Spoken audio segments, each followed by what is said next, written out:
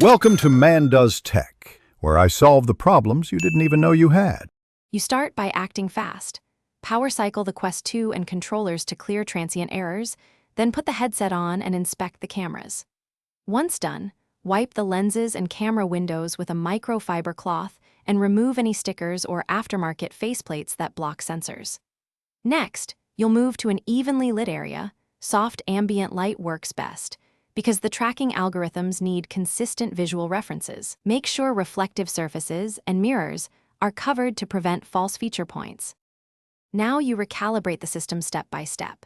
You'll rerun Guardian and set the floor height so the headset relearns room geometry. Follow each on-screen prompt and walk the boundary slowly.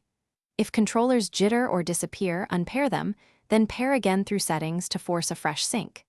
At the same time, clear away reflective objects, glossy tables, or moving pets because those confuse the inside-out cameras. Once you see smoother tracking, test by turning in place slowly and stepping through the play area.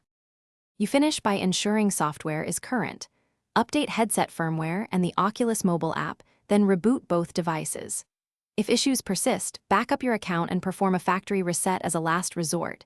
This clears corrupted settings that affect tracking.